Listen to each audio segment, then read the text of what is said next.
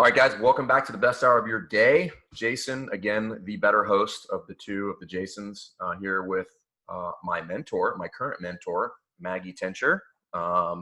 Maggie's an OG in the CrossFit world, owns two affiliates, CrossFit Reston, CrossFit Fairfax, has coached all over the globe, former firefighter, and just all around badass. I was going to let you say it. I was going to let you, she likes to refer to herself as the lady boss.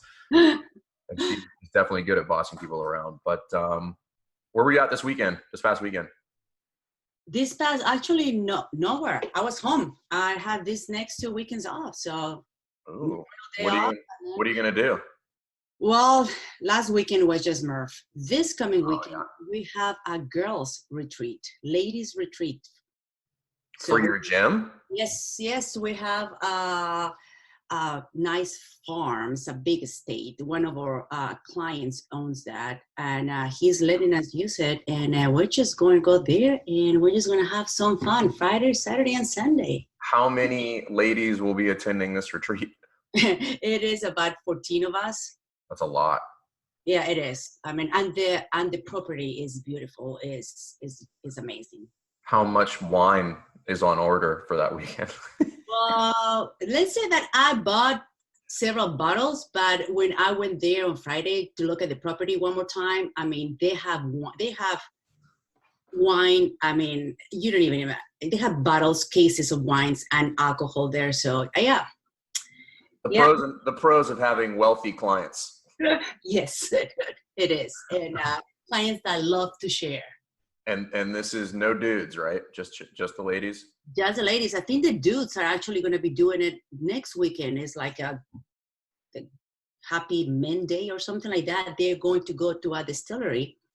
Again, one of our clients owns a distillery. Whiskey. Yeah, Father's Day is coming up. So everybody out there, buy some whiskey for your dad. We're going to go there and just enjoy some whiskey. That's really cool. Is that the first year? Is that the first time you've ever done that? Yeah, this is the first year, yeah. That's cool. That's do you guys do a lot of community events like that in your gym, or is this like the first kind of like off-site, I guess I should say?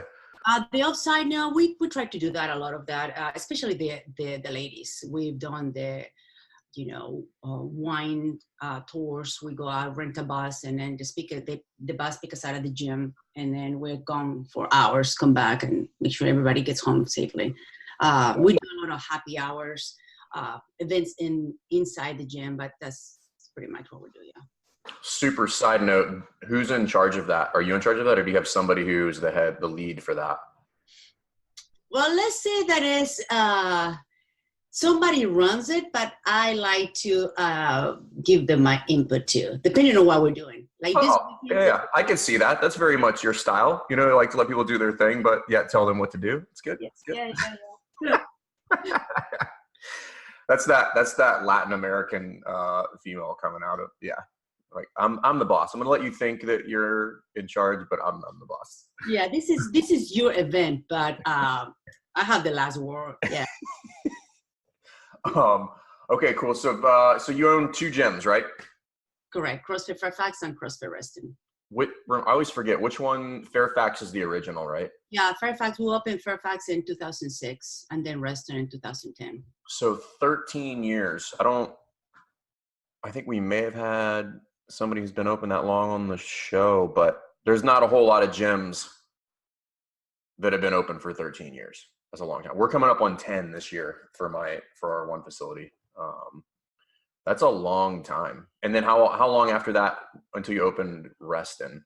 So Reston was 2010. Okay. It was 4 years after we had opened Fairfax. Damn. So you guys are coming up. You guys are almost at 2 facilities over 10 years. Yes. Yeah. We have next year. Next year is going to be 2 years for Reston. That's crazy. It is, man. Just time flies. What's so obviously there's a little gap there, about a 4-year gap between opening those two. But I mean, I could speak to this, but I would much prefer you speak to it because you've been doing it longer. But what are some of the things that from when you opened the second one, what were some of the challenges that you guys went through that you didn't anticipate? Obviously everybody thinks it's like 2 gyms, double the money. That could be the case, but generally it is not. It's not. And from the first one and the second one, our approach, it was completely different. Like the first one, we opened CrossFit 5. Actually, when we affiliated, we didn't have a facility, right? But we affiliated because we wanted to pretty much train firefighters, right? So that was our target. We've been doing this with firefighters, and may as well just do this whole CrossFit thing with them. And we started inside at the Global Gym. It was Fitness 24, and the guys were really nice, but it's like, hey, we don't know this CrossFit thing. Let's just call it boot camp. Okay, whatever. Yeah. We'll call it CrossFit boot camp. So we started there until we were kicked out, like 8 months later, something like that, because it was an issue with the trainers that they felt like we were a threat because we were stealing their clients, right? They wanted to do this CrossFit thing. So when we started with Fairfax, it was like, I think our capital was like, it was like $3,000. That was it. But we were pretty lucky that when we were kicked out, one of our clients, they had a warehouse. It was about 3,000 square foot, and they were using only half of it to store computers. So they say, hey guys, you guys can use the front of the warehouse as long as you just train the family.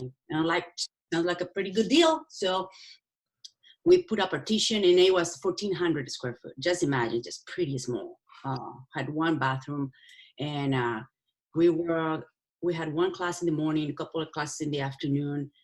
Jeff would call the firefighters like the night before. Hey, you guys are going to work out next day because we need some clients, we need some people. We call them clients, but most people didn't pay. The firefighters will just do that for free, but they will bring other people. And so because we're still firefighters, right? We work different shifts. So when he was working, I was coaching. When I was working, he was coaching. Yeah. So we pretty much that was our income, the fire department, and everything that we'll make, it was just to buy equipment, right? At the end of the month, hey, let's buy one more rower, let's buy more plates, let's more barbells, let's put another pull-up bar, and then after a year, we had to move because we grew up that, the space was really, was crowded. So we had enough money to find a place, and from that place, that was about 3,000 square feet. And just for context, how big is Reston? Reston is 8,000 square. Yeah, so from 1,400 to 8,000. Yeah, I mean, we follow with Fairfax. We follow Coach Glassman's approach that he's like, hey, start small and let your clients tell you when it's time to move. And actually, that happened Fairfax. Twice. From the 1,400 to the 3,000, and from the 3,000 to where Fairfax is now, it's almost 5,000 square foot. And lucky enough that all these 3 locations being within like a mile of each other. So the neighborhood has been the same. Reston was a little bit different. We saw an opportunity. That was the west side of the county. There was no CrossFit boxes on that side of the county. And we were a little bit nervous because there will be like, we'll have to, get some cash to open that.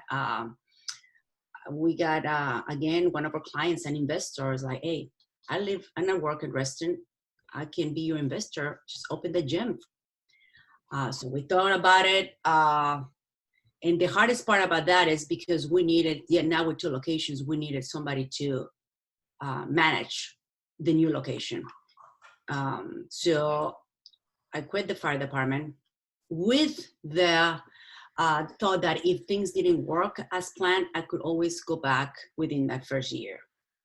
That was 9 years ago. Did you have a year? Did they give you like a year window that you could go back, and then after a year you couldn't go back? Or they don't give you officially a year, but you have the option to before the year, you can apply and go back to the fire department, the same rank, same everything that before you resign. Got it. Okay. Yeah, we took the risk, but hey, didn't have to. I mean, like the same thing with when we opened Reston, we budgeted and everything just to make sure that we bought enough equipment, but we didn't go crazy. I mean, it's 8,000 square foot compared to what we were there, like 3,000, the second location for Fairfax. We could have gone crazy and buy everything that we wanted, but we didn't. We just figured, hey, our classes are going to be like pretty small. And we did pretty much, we follow the same approach. When we had money, bought more equipment and just keep going. And, I think that's that's interesting you bring that up, because yesterday we did an episode on how big your classes should be. And Ackerman was saying that when he first started, he basically bought equipment for half.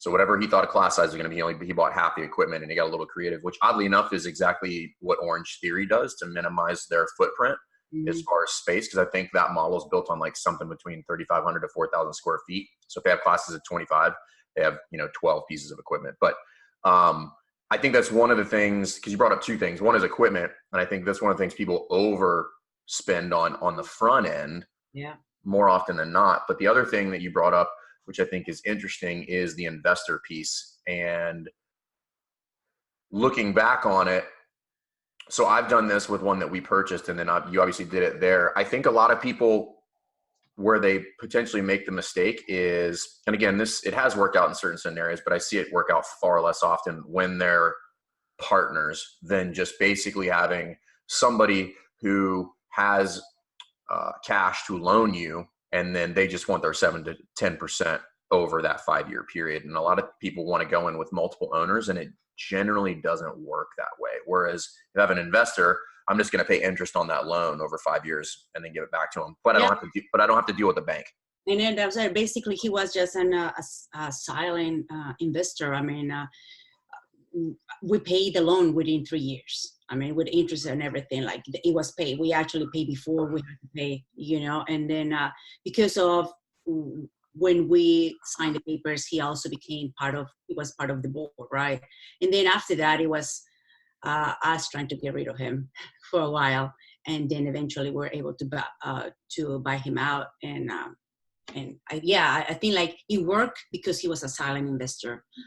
He just, and also he was a pretty decent person. He wanted us to succeed.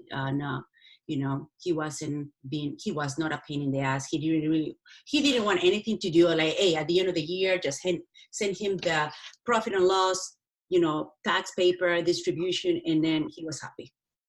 Yeah. And I think that's most people. I literally just talked to some guy out of buying into a box last weekend, but when you look at it from a number standpoint, it's just not going, most gyms are just not going to gross enough to pay 2 owners. So that just ends up being generally the investor just gets money back, who's also an owner, but the person who's the operator is just broke.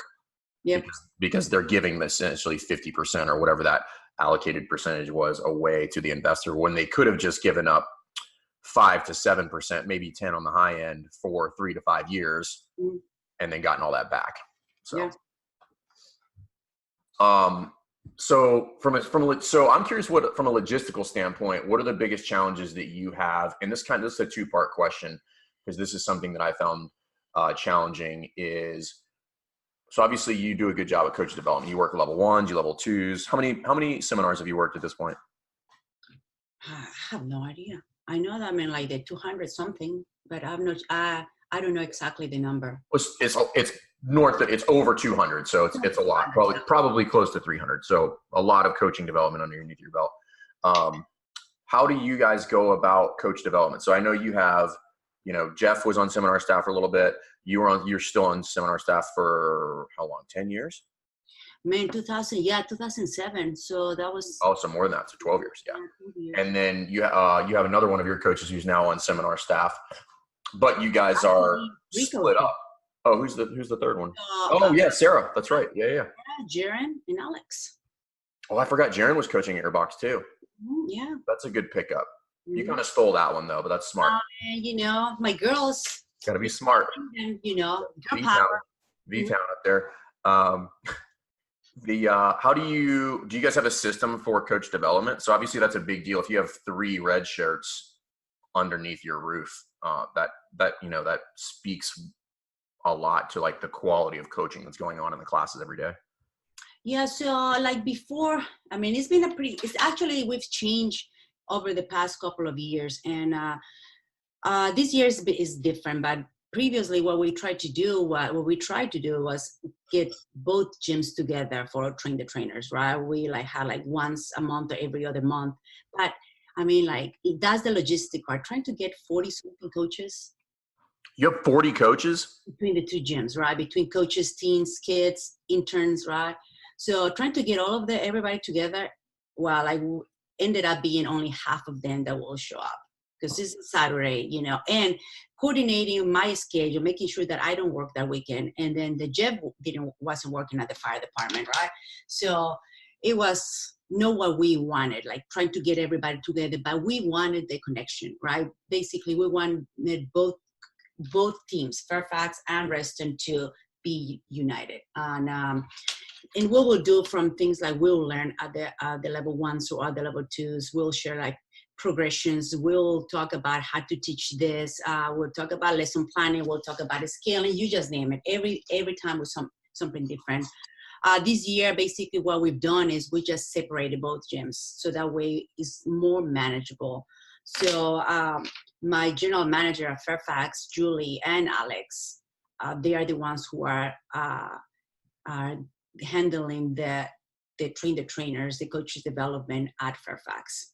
And then Jeff and I do the coaches development at Reston. Okay. Yeah. I think that's what we're going to end up doing because, and I don't know if you would agree or not, but I think frequency is far more important than like having this perfect setup and making sure that everybody's there. But frequency is king, you know, like, because if you only do it once a month, because that's when everybody can get there. If somebody misses a month, that's like 60 days before they get their next piece of Yeah, I agree with you. So we've actually started doing like a lot of Zoom calls. Hey, you know, I understand most of our coaches, they do this as a part-time, right? So they'll be like working in the mornings and then, they'll just be at home in the evenings, kids, whatever obligations. So we'll try to do 8 o'clock, 8:30.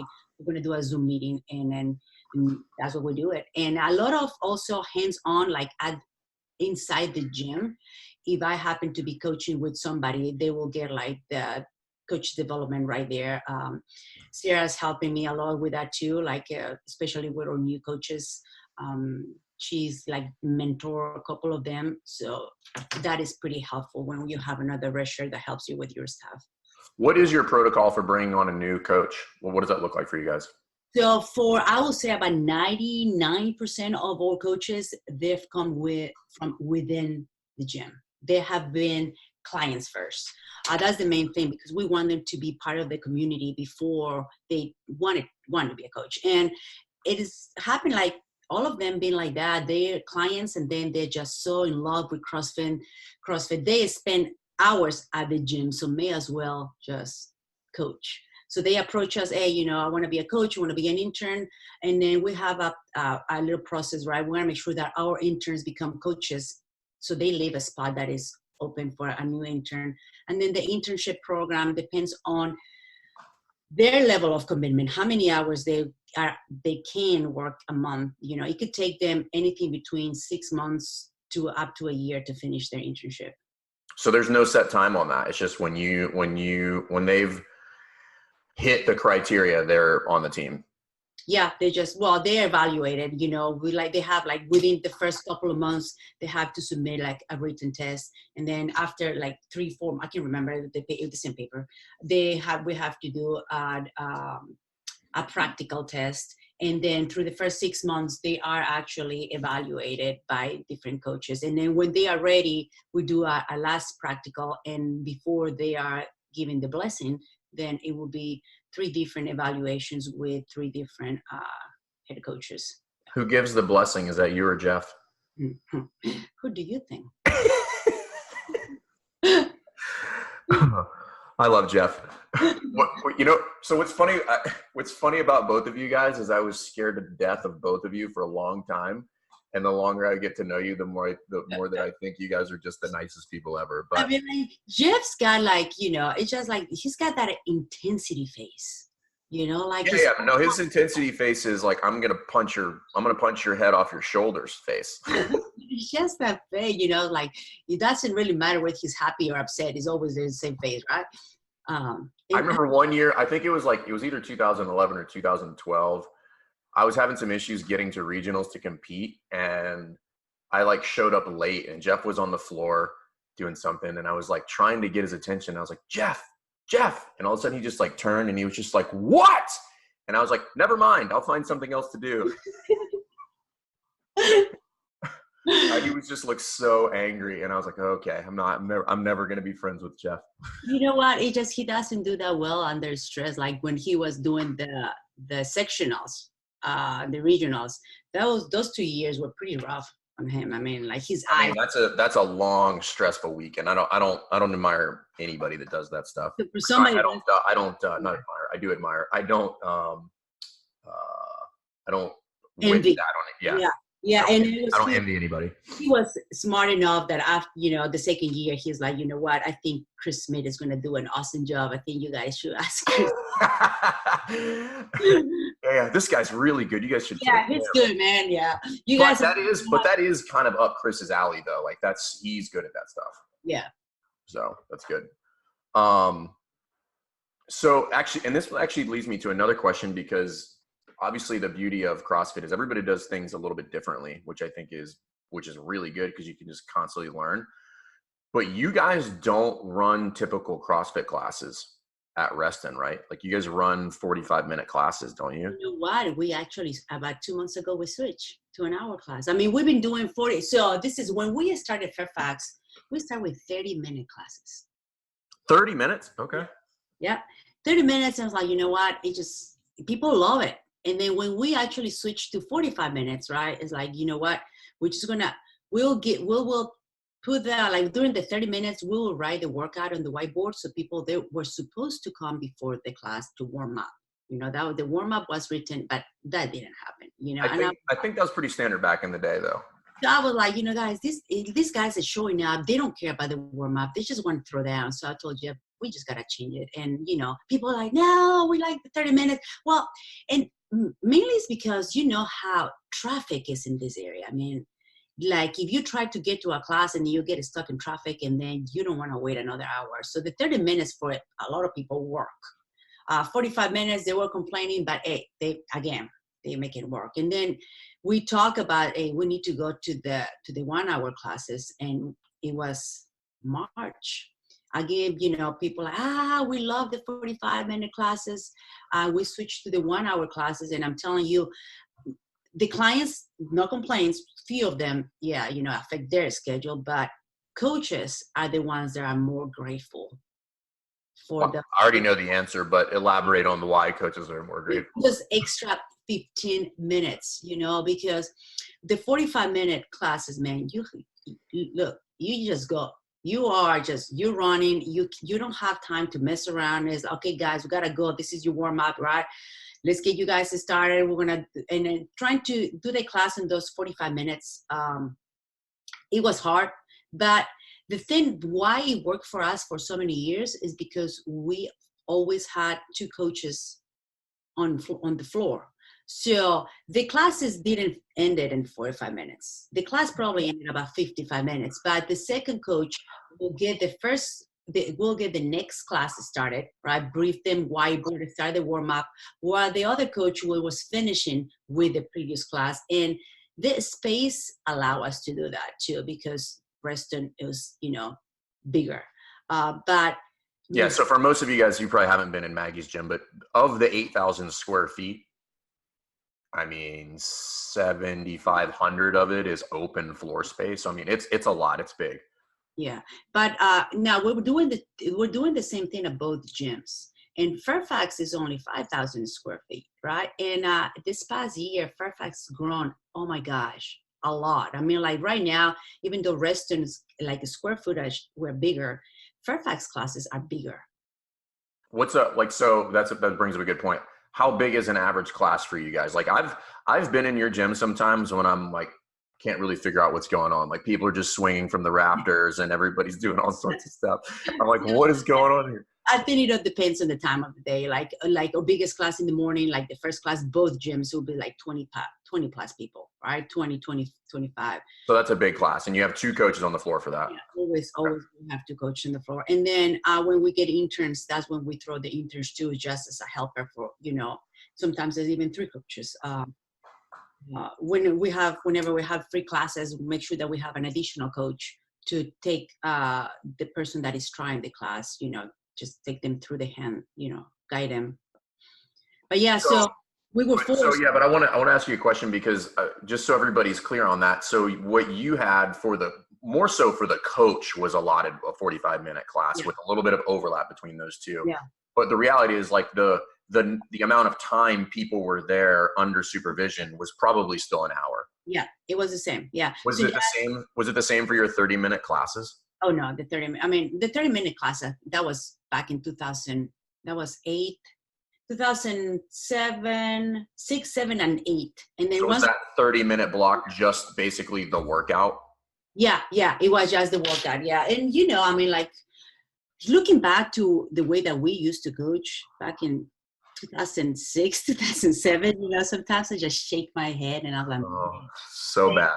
Not good. That we didn't kill anybody because it was, it was a lot of intensity, right? And some coaching, but we've come ways from that type of coaching. Actually, right now, what we do is basically coaching, and so for our coaches, it was more time for them to not. So we didn't want them to feel rushed when they were coaching. And it is okay if somebody wants to go to the bathroom. You don't want to tell them that they have to hold it, right? Yes. So, and you know what? You also need to take a break to go to the bathroom before the next class. It is okay. So I think for coaches, it was, even though the clients are still spending an hour, I think for them, it was give them that extra 15 minutes to stay with the class for the whole hour. And then we've been toying around with making the class, like not necessarily the class would be 60 minutes, but basically 75-minute blocks.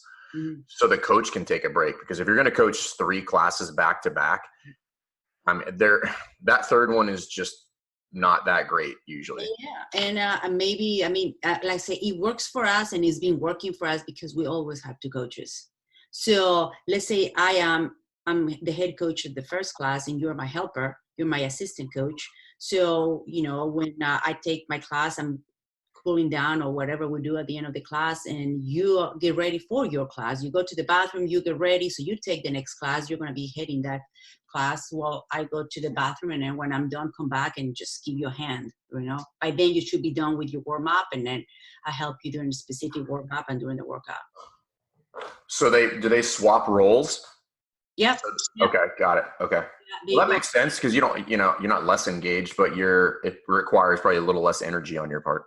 Yeah, so one of them leads while the other one assists, and the next class they just reverse the roles. And for us, it's pretty good too, because we lead one class, the next class they'll lead, and we can give them feedback. Otherwise, if they're always your assistant coaches, like when you're not allowing them to grow, right? So hey, they're gonna make mistakes. That's fine. That's what we are there to help them, right? So that actually brings up a good point from a coach development standpoint. I know a lot of people approach this differently, but when you're doing coach development, do you have kind of this line in the sand where you intervene, or do you just kind of let them flail and then give the feedback afterwards? Well, we only intervene if it is like safety, like as long as they're confident when they teach the class, right, that it's okay. Clients, sometimes they don't even notice all those things, right? But if it is something that is, safety, then yeah. And we'll try to do, if anything, something that is just less noticeable. Hey guys, another thing that we want you to take into consideration is, just like a little nugget of wisdom while the coach is coaching, right? So it's nothing that we don't want them to feel like, hey, they're screwing things up. No. And after the class, that will be the feedback. Yeah. Yeah, I think we do it very similar, and basically safety is that line in the sand. And because we've had problems in the past where either sometimes, this is a long time ago, this got squashed, but where a coach who might be either an athlete or sitting off to the side will kind of interject, be like, oh, hey, you know, I want to add something. And you're just like, no, shut your face, sit off to the side. Your time is not to talk. And I don't think people realize how detrimental that can be to a new coach, because you're basically just cut their knees out from underneath them and took away all of their professional reputation. So I think it's important for people to realize that when you're doing coach development, like, you kind of don't have an option other than to let people mess up. You know, like, there's times you're going to have to step in, you just have to figure out how to do that tactfully, but you have to let them fall on their face a little bit. You have to let them say things that are incorrect. You have to let them blow the timeline, and you are going to be the one who's got to fix that. And that's just the way it goes. Yeah. And you know what? Clients also understand that. They know when there is a coach that is, you know, in training.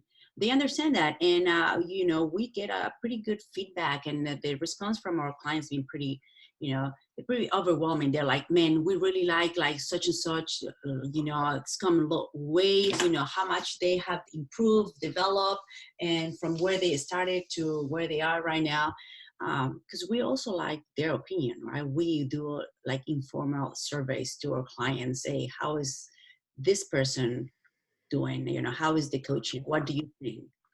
I think that's important, because sometimes that interaction will hurt my feelings from a standpoint of, I think when you spend your whole life trying to be a technical expert, and you're trying to be, you know, a virtuoso of some sort, sometimes you forget that one of the most endearing qualities is just people are fun. Yes. You know, Yeah. so I've watched and evaluated some classes that were just, from a technical standpoint, were just an abomination. They were just the worst possible thing that you could ever see. But the person did it with a ton of enthusiasm. And the members afterwards are just like, that was great. I love Joe. He's amazing. And I'm like, oh my God, like what is going on? But I think it's important for us to get that kind of litmus test on there, to realize that it's not all about being perfect from a technical standpoint. Like, having people be the best hour of their day does mean it needs to be fun. Yeah, and I think that's I agree with you. The main thing is, one, you clients have to enjoy the classes. You know, they've been waiting hours to get to the gym, right? That's going to be their time they've been waiting for. So yeah, they have to have a great time. And for our coaches, is like anything, we are, and they know you guys are going to get better the more you coach. You remember when you start coaching. I remember when I start coaching. It's just a lot of talking, right? Sometimes a little teaching, a lot of cheerleading too. But so I think our job is, after so many years of been doing this, is, you know, guide them and help them to be like us. You know, because whenever a client tells me that, they ask me, hey, why haven't you been here? We miss you. You know, we want you to be around. And I'm like, hey, you know, I'm coaching in the mornings. I can't be here mornings and evenings, or vice versa, right? I want them to feel like, even though I'm not there, they're still going to have the same quality of coaching with any of my coaches, right? And that's the only way that we will be able to do that, is by helping our coaches grow and develop, be like mini versions of ourselves. I want to be a mini version of Maggie. I want to be speaking of that, what is some of the biggest, we kind of deal with this, Jess and I, but like, you and Jeff obviously are both running facilities. Like, what are some of the biggest challenges that you guys have had from a couple for anybody that's never run a business with their significant other? It kind of goes one or two ways. There's no middle ground there. It's kind of great, or it is the thing that you will lock horns on every single day. Mm-hmm. Well, yeah, it has been, yeah. Good. Look, it's got its his pros and his cons, right? One is that you are with your husband. Oh, you better have all day, and you got lots of things to talk about, and sometimes you just don't even want to talk about anymore about those things, right?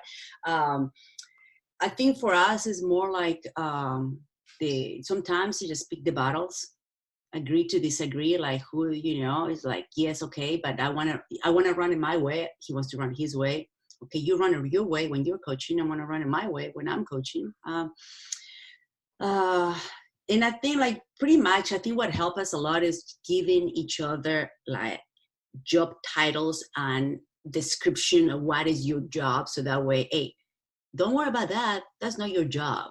You're doing this, you're programming, you're in charge of inventory, maintenance, whatever it is, right? I'm doing the books, I'm doing the finances, and just so that way it's just we know that we have our jobs, but that doesn't mean that we don't talk and ask each other advice or something, right? But I think that they having our job description that help a lot. Otherwise, we're just like you were just the owners, but it's like we do everything. Yeah, that's not just for working with your spouses. However, that does help. And again, Jess still works full time, so she's not as involved in the gym now. But I have found that to be very beneficial with the coaching staff, because people love to kind of step on other people's toes, whether it's about programming or about social media or about scheduling. And I think one of the most beneficial things you can do is protect the team's swim lanes. Like sometimes as a leader, like that's your job, is if when somebody chimes in, you do exactly that. Be like, hey, that's not your job. You worry about you. I'll help him or her get this sorted out, but that's not your job. So don't worry about it. Because reality is, myself included, most of the people on your staff are not doing their job so well that they should have time to worry about other people, so that's the hard thing that you have to do. But when I see the team kind of break down, it's always because people are like somebody makes a mistake and then the other person's like, oh, I think I can do it better. And I'm like, probably not. So just mind your own business, Yeah, and I think like you like said, the job, the title, description help, especially with Fairfax, because I haven't gone to Fairfax in like God knows how long. Sometimes I just go just for the whatever events that they have. But coaching, I believe last year I covered for Jeff like twice, like for a couple of classes when he couldn't make it. And then we have our Julie, who basically she manages the gym there. She is the face of Fairfax. And Jeff has been trying to spend more time at Reston.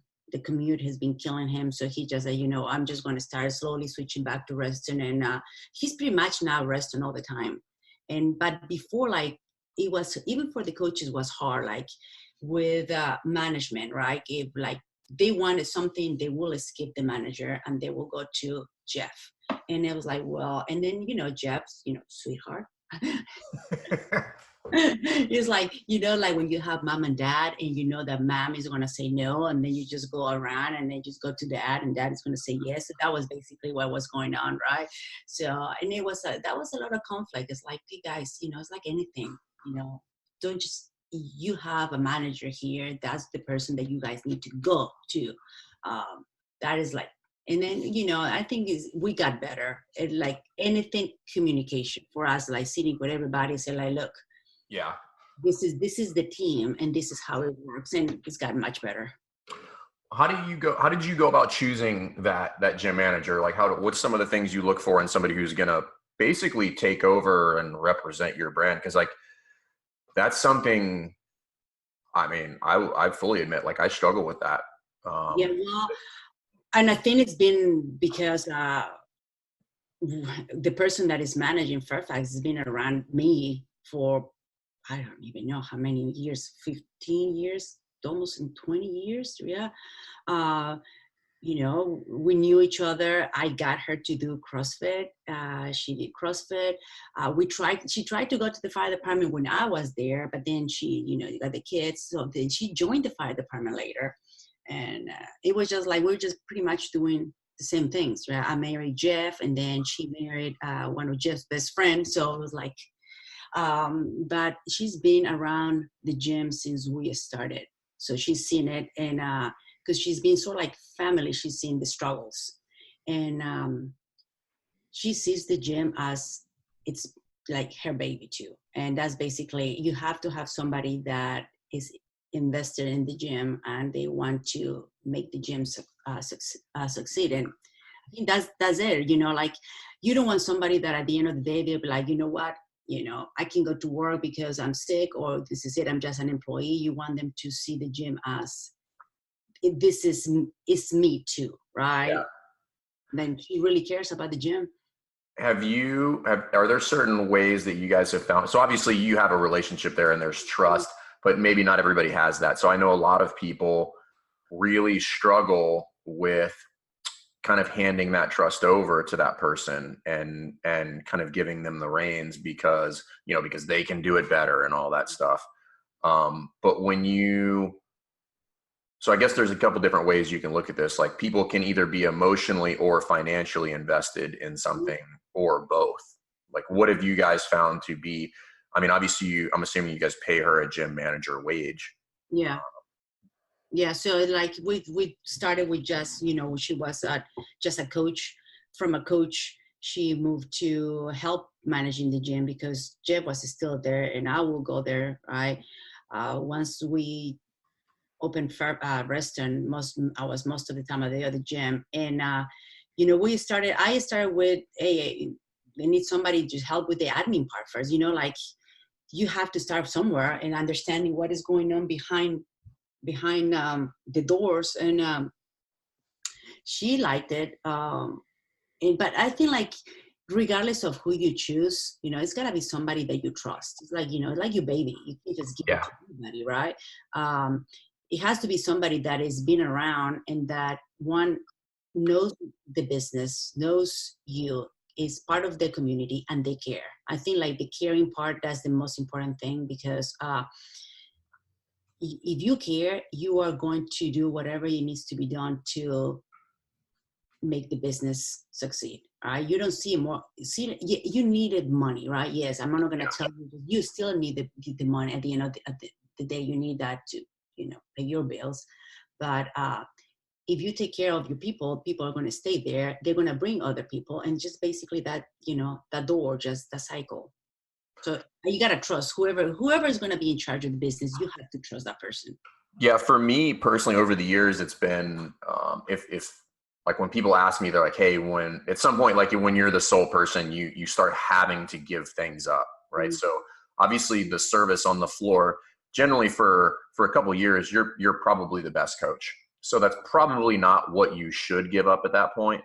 What I started giving up was all the admin roles that I hated. And my general litmus test for giving one of those up is if I messed it up 2 months in a row. So if I messed it up 2 months in a row, it was time for me to give that up to somebody else. And you pay people for those tasks. And oddly enough, most of those tasks don't require a ton of time, which means from an overhead standpoint, it's not going to cost you a lot of money, but it is going to free up a lot of your time. And like, so for instance, I don't do anything with regard to the scheduling or programming. I probably have my hands the most in social media, but that's not even from I don't even do social media. I just kind of guide social media. And then, but like, well, the woman who does our scheduling, like, she loves spreadsheets. Like, she's like, spreadsheets make me happy. And I'm like, then you're in charge of scheduling. Like, so, and the scheduling gets done, and it gets done on time every single month, and everybody gets their schedules sorted out. So there are people that like love the things that you hate, and then you can develop people to do the things that you love. But that's what I found is the admin things are generally the easiest to hand off. The mistake that I see people make is they don't pay people for that. Just, hey, here's the hourly rate. Here's what I expect it to be done. Here's about how many hours it takes. Like, is that good for you? And they'll be like, yes. Yeah, I agree with that. Like, you need to pay instead of just giving a free membership or like, trade services. When I think like one of the first things, like when we were just growing and we needed more hours in the day, and we couldn't get any more than 24 hours. One of the first things that we like stopped doing was, the first one was cleaning the gym. It's like, hey, we need to get somebody over here to clean the gym, because we will be like, between the morning classes, we just get the mops and start mopping the floor, right? And do that in the evening. I was like, man, we could be doing something more productive with this time spent instead of spending an hour just cleaning the gym, right? Then the next thing was like, you know what? It's just bookkeeping. Even though I love numbers, I love bookkeeping. I was like, I just need somebody. And then like bookkeeper, my accountant has been like, oh my God, a blessing, because now they're doing numbers. And like you said, slowly start giving up, things to do, though they do require some training, because you're going to spend more time training, but it's going to free you up some time. And you've done it and I've done it, yes, the first time it takes a long time, but I've done the manuals for everything. Like it had to log clients, had to add memberships, had to do, even for the coaches, had to do things in the kiosk. You had to use or member side, So yeah, it takes some time at the beginning, but then it's easier just to, now it's a new person, for whatever reason, you have to switch the assistant. These are the files, just go ahead and go read them and then play with the system. Let me know if you have any questions. I started doing video tutorials. So I would do videos like this. I would just screenshot whatever task I was doing, because I was doing everything. And while I was doing an actual task that needed to be done, I would just talk through it, screen record it, put it on a shared file, and then created modules so people can watch like Wodify or, social media or whatever, and created all those so people could literally watch them. And what that did was, anytime somebody had a question, I'm like, go watch the video. Don't ask me the question, because you were supposed to watch that already. So that way you can kind of stiff arm people and force them to learn it. And I think that's pretty good. I like the video idea. I went old fashioned with the PDF file with that. Well, I did that first, but it takes way longer. It actually doubles the time, because if you do a video version of it, like I'm actually getting work done. I'm just capturing it while I do it. So I found that to be way more beneficial, not just to me, but to the team as well. So I can walk them through. Yeah, I can walk them through weird scenarios. I'm like, hey, the button's up here on the right.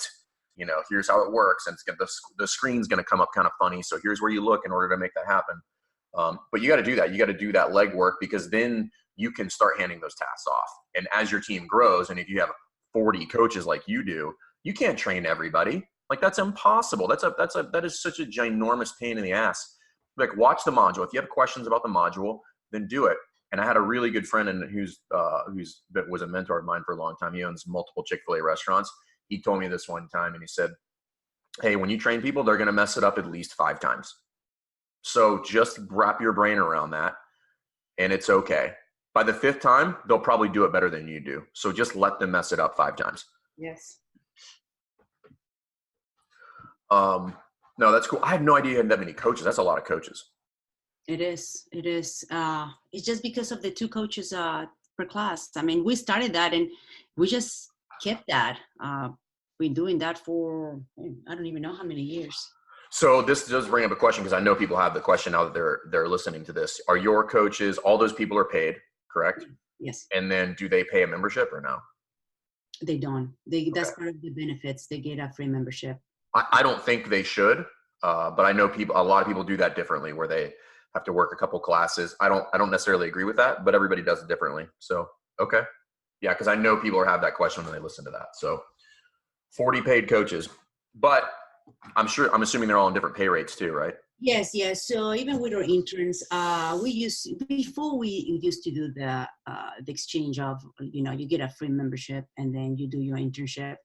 But then we actually, we need to do this the right way. So we switch everybody interns to paid interns, and we follow a scale, right? Depending on your level of experience, whether you're an intern, whether you are a level 1 CrossFit coach, whether you are level 2, a level 3, or a level 4. So you're going to fall in one of those categories. So, and basically to move from one to the other, you need so many hours that you need to coach and get your continued education. So I think that motivates for coaches also. To those who are just level 1s, they'll take the level 2. Those who are level 2, they're working on the level 3. Otherwise, they're going to get stuck right there until they get to the level 3. That's cool. And then word on the street is maybe level 4 this year, but I don't know. We've been hearing that for a while, so. Your guess is as good as mine. I know. Cool. So for the big takeaway, so I got 3 things on here. So again, taking some advice from, Maggie Tincher, who's 13 years in one box, has 2 gyms coming up on 10 plus years. The first one is frequency, whether that be coach development or training, just admin stuff, like frequency is king. So you have to do that on a more frequent basis. The second one is communicate with your coaching staff, communicate with your spouse, communicate with your partners, with your investors. Like over communication is always probably the best communication in my mind.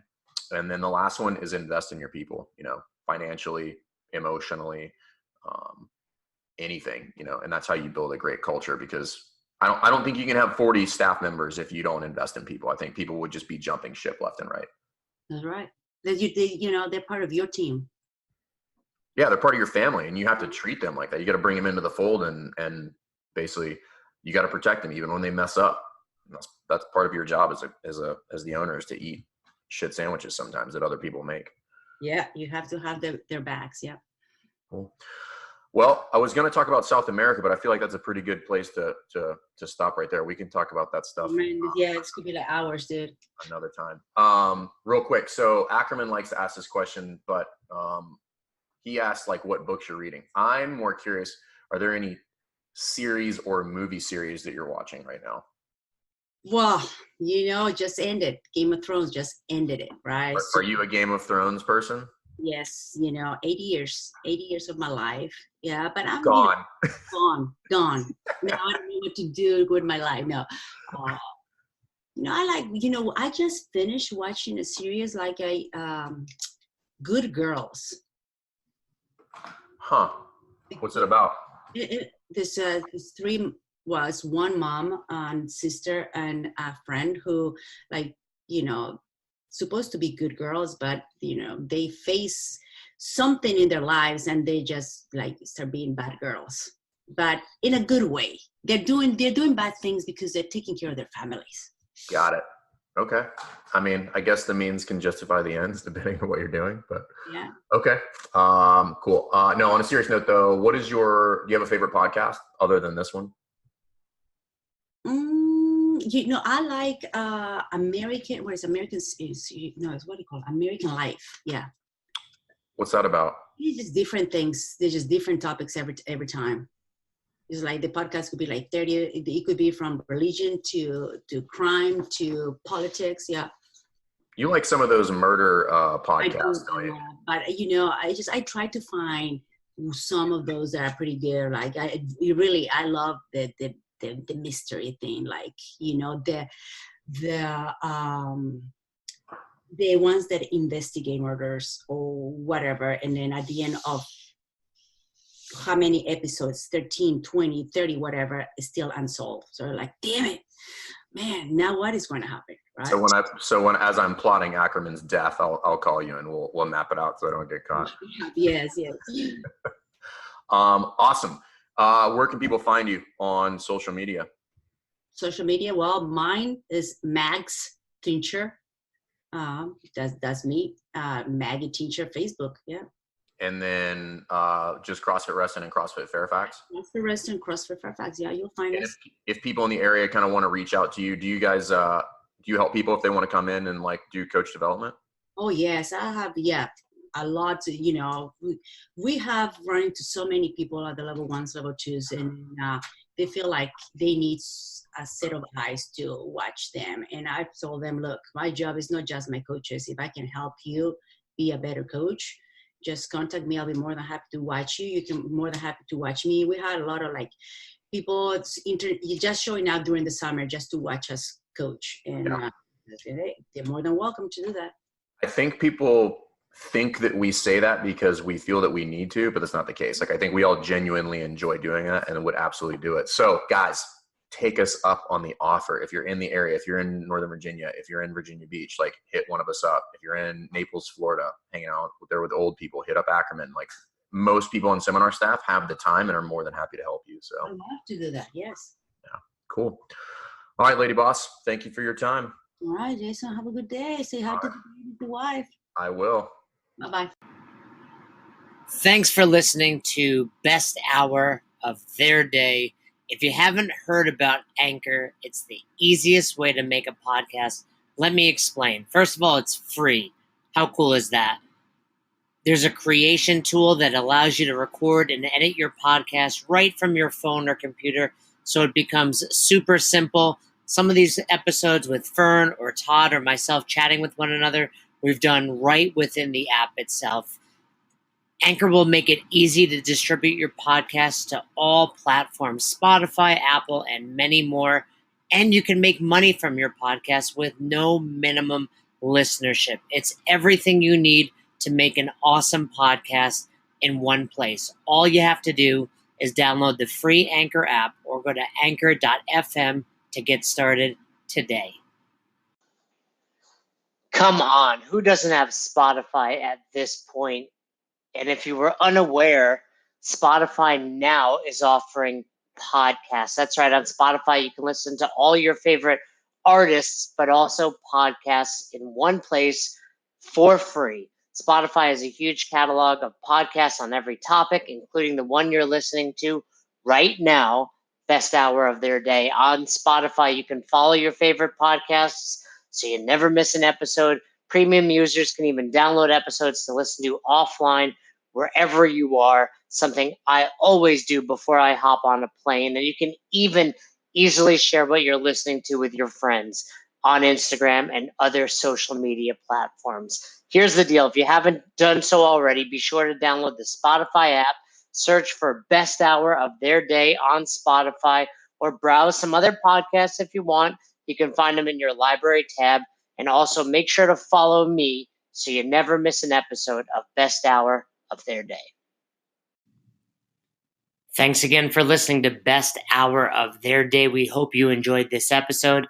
And if you did, one more time, please leave us a review on Apple Podcast and send us any feedback you have to @besthouroftheirday on Instagram and besthouroftheirday@gmail.com if you want to shoot us an email. We appreciate you. Thanks again. Have a great rest of your day.